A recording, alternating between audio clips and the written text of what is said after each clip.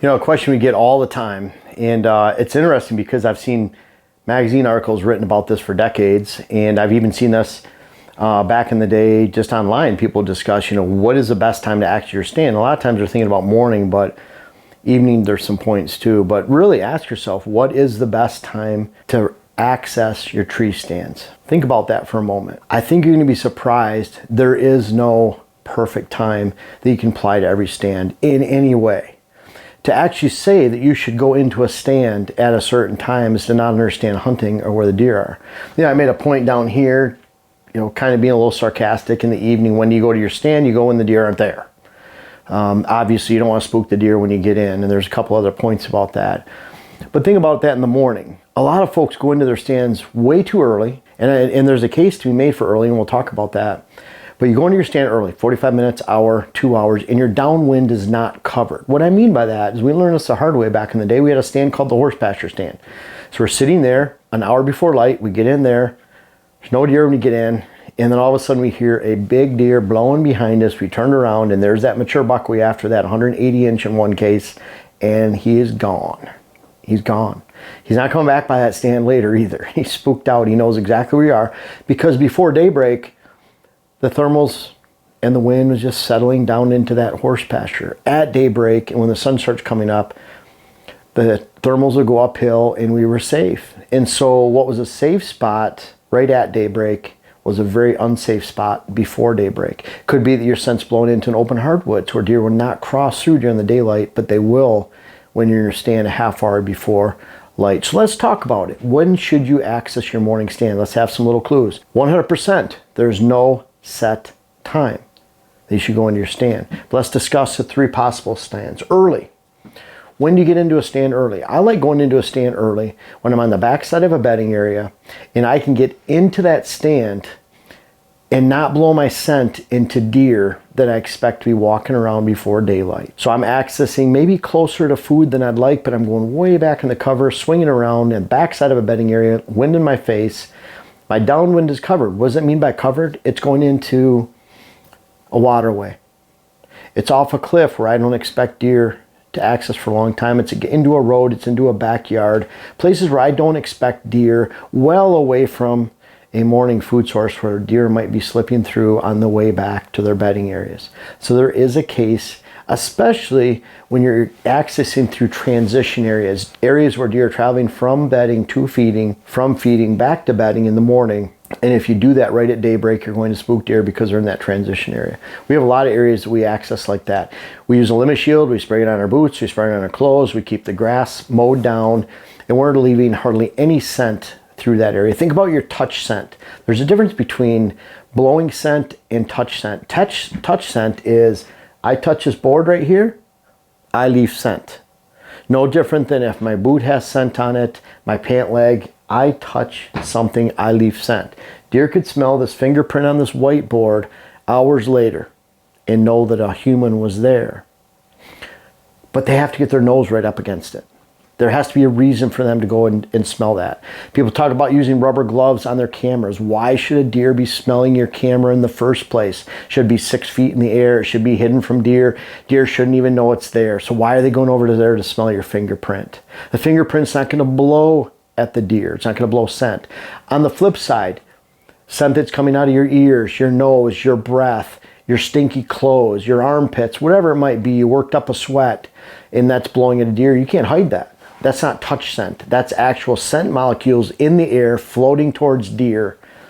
And that's where if you cover your scent in those transition areas, you're walking through in the morning, you're going in early, you're getting on stand, you're blowing your scent into a downwind blocker of some kind, waterway, cliff are examples, roadway, neighbor's yard, whatever it might be, into a fence, an area you don't expect, a big rock area, an area you don't expect deer to go.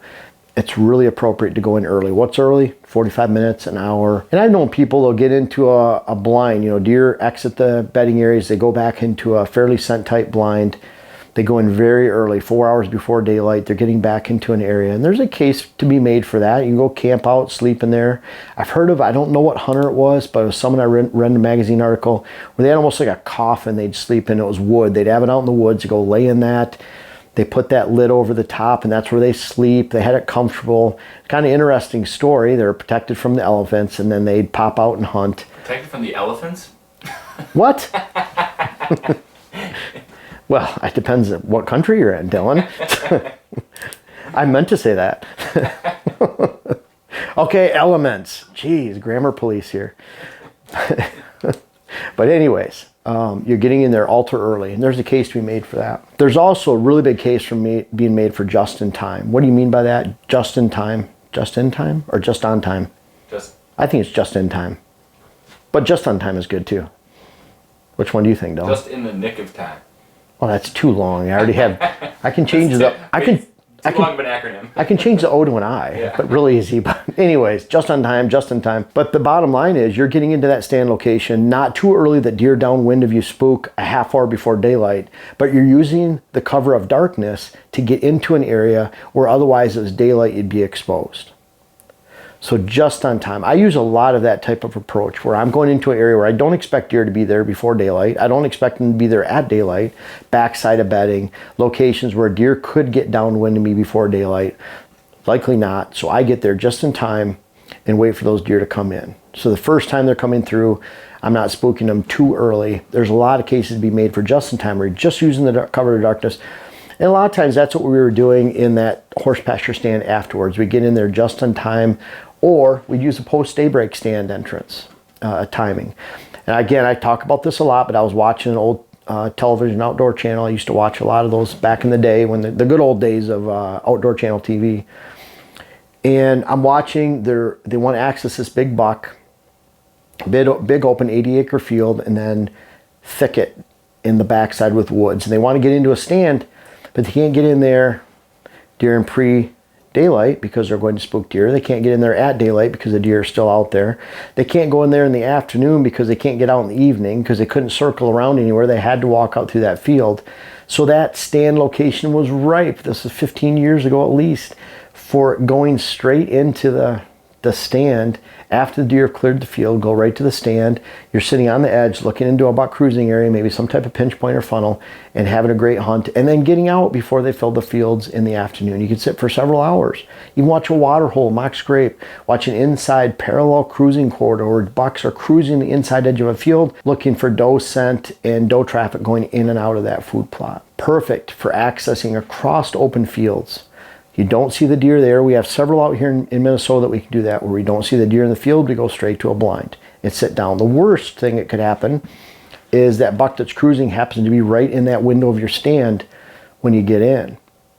But likely, he's somewhere else. He might have 700 yards just on that field edge. He has to be right within that 60, 70 yard window. You're getting in quietly, you're getting in quickly, you're going right up. And that's why pre-hung stands on private land are so critical, because you don't have time to fiddle around. Even a climber takes a lot longer. I want to get to the stand and climb up. I'm almost in a panicked mode. I want to get into the stand, climb up, get ready, sit down, not move, not spook deer as soon as possible. I don't want to waste 5 minutes down there. I don't want to get ready at the base of my stand. I need to climb in, do it quick, and get up. And this is the reason why. But those are 3 morning. Which one's best? Depends on your situation for the particular stand. We have several on this property where we're going just in time. We have some we're going early, and then we have some where we're going to post-daybreak stand entrance. Every stand requires an analysis of when the deer are going to be there, when they're not, if they're there before daylight or after daylight.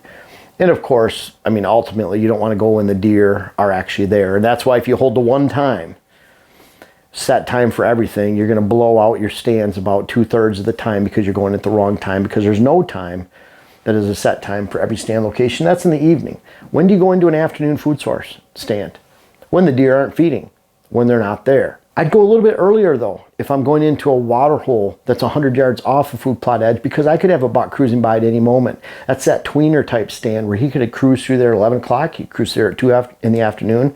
So I want to get in there early, get set up, get quiet, and wait for deer to move through. Now, if I'm in a food source, again, the deer can't be there. So you get in there when they're not feeding, when they're not in that location. Something to think about is what kind of cover do you have coming into your stand. Now, you can get in there a little bit late if you're fully concealed. We have some rednecks around here where I fully believe we could get into the redneck with a gun and just watch the last hour of the daylight, even if there's deer in front of us, because we can get up and down the ladder of the redneck without spooking deer. A lot of times we have corn in front of us, then switch, then we have plantings around the redneck. Big Rock Trees is out here today putting in hybrid willows and silky willows, bushes and trees around our rednecks, a couple of them that are more out in the open. Not to mention we use lay of the land for access, so we can get up and down those stands without spooking deer, and that's very critical. Now, some stand locations you're wide out in the open, at least climbing up and getting into the stand or climbing out. In those cases, you have to be very careful that the deer aren't there, and so let cover decide a little bit of that for you as far as your timing in the afternoon, because it's obviously daylight when you're going in, so you have to make sure the deer don't see you when you're getting in. If you have great cover, you can afford to go in a little bit later, but if deer are feeding 3 hours before dark and they're on that food source you're going to be watching, then you need to get in there at least 3 hours, 5 minutes before they're there. 5 minutes before they're there, some point before they're there, so that they don't see you get in and out.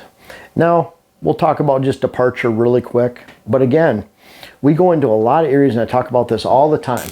And this could apply to morning or evening. But we have a stand right here.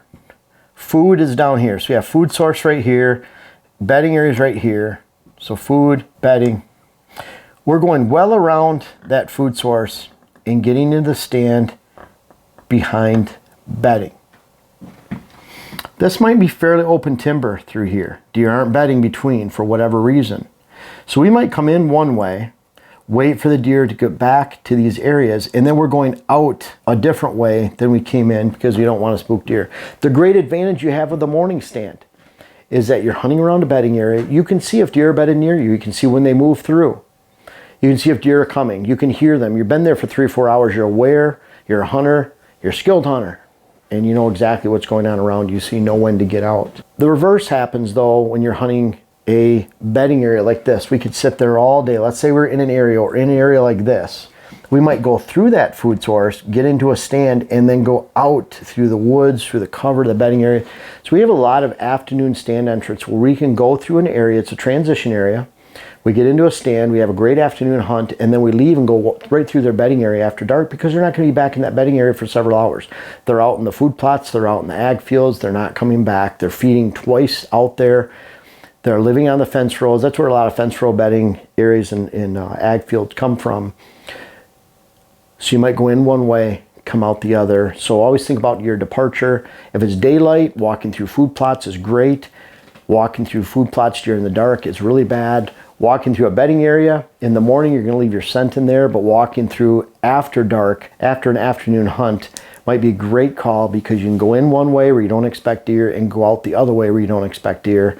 In the name of the game, when you're coming in or out of stands, morning or evening, always remember, access where the deer are not. Doesn't matter what kind of stand you have, and then when you're sitting in that stand, make sure they're not downwind of you. That's a given anytime, but a lot of folks don't think about that before it gets daylight. Always remember, there's no set rule of time for getting in and out of stand that you win. And we have multiple entrance and exits just on 30 acres of cover. We go in one way, come out another way, and that's pretty consistent and common. If you want to keep from spooking the deer on your land and have a great hunt, and continue to have a great hunt throughout the entire season, because it only takes a few slip-ups and you're not going to see deer for a few weeks. And if you're consistently hunting every week, the land never has time to heal. But I want to see you have a great hunt by using the right access with the right stand this fall. Folks, I want to make sure you check out my web class video series, whether it's how to design your food plot program or how to design your property in general. And we have a new one coming out that'll be how to hunt the rut. But these bucks back here are a testament. Some of these bucks go back to 93. They're even in different states. I urge you to check out those web classes that you can help yourself, help your land, help your hunt. The link is in the description. And also for those that have tried them out, I encourage you to offer some feedback in the comments below. Thank you.